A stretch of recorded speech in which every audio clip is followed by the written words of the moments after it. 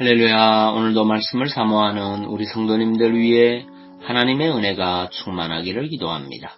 오늘의 성경 통독은 예레미야 50장에서 52장까지의 말씀입니다.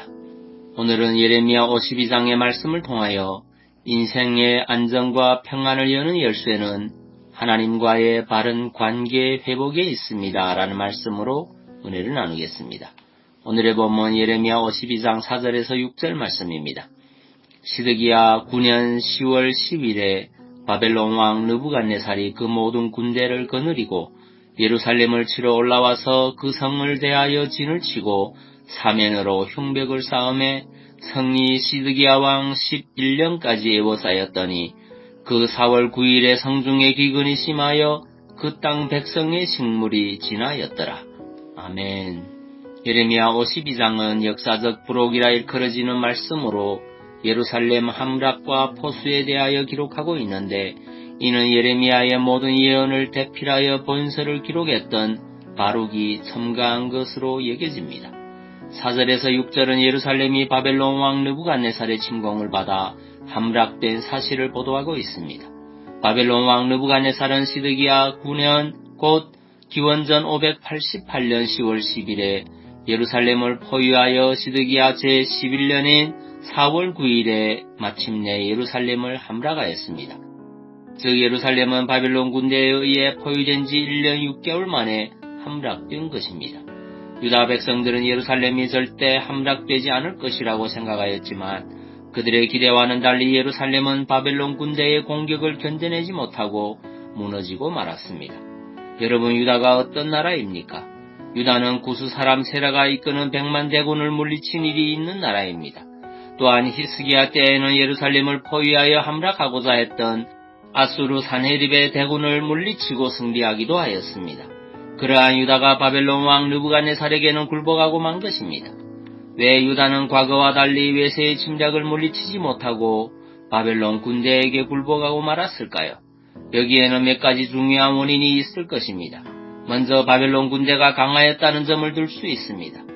또 다른 이유는 유다에게는 바벨론의 이러한 공격을 이겨낼 정도의 힘이 없었기 때문입니다. 뿐만 아니라 유다는 내부적으로 친바벨론파와 친애굽파로 나뉘어 치열한 정치 싸움을 계속하고 있었습니다.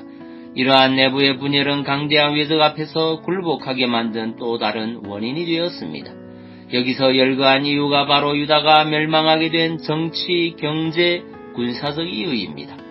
그러나 여러분, 여기서 열거한 이러한 이유가 비록 타당한 이유이기는 하지만 그것은 유다 멸망의 근본 원인이라 말할 수 없습니다. 왜냐하면 이스라엘은 그보다 더 열악하고 어려운 환경 속에서도 강대한 대적과 싸워 이겼었고 이스라엘 땅을 차지하며 보존하였던 것입니다. 다윗을 생각해 보십시오. 그가 왕위에 등극할 당시 이스라엘은 본문의 유다 상황보다 더 처참한 상황이었습니다.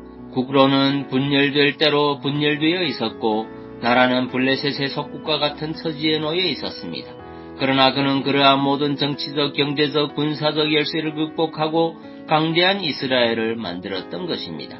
그렇다면 유다가 바벨론에 굴복한 가장 근본적인 원인은 무엇일까요? 그것은 바로 그들이 하나님을 배반하였기 때문입니다. 그들이 나라의 존재의 기반이 되시며 그들의 보호자가 되시고 인도자가 되셨던 하나님을 배반하고 떠났기에 유다는 망할 수밖에 없었던 것입니다. 오히려 그리도 오랫동안 나라로서 존재한 것이 신기하다고 말할 지경입니다.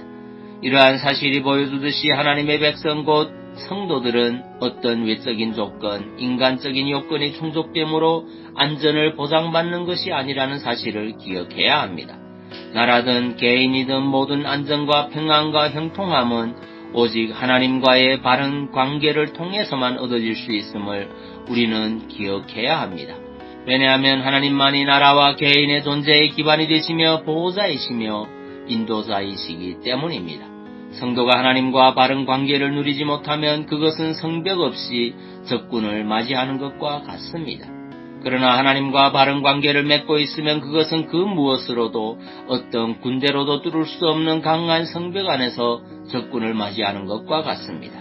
그러므로 성도 여러분이 하나님의 보호 가운데 안전한 삶을 살기를 원한다면 늘 하나님과 바른 관계를 유지하십시오. 하나님을 경외하며 그의 말씀에 순종하는 삶을 살아가므로 하나님과 복된 관계를 더 강하게 맺으며 사십시오. 오늘도 주님과 기쁨으로 동행하는 복된 하루 되시기 바랍니다. 시편 4편 8절 말씀입니다. 내가 평안히 눕고 자기도 하리니 나를 안전히 살게 하시는 이는 오직 여호와시니이다.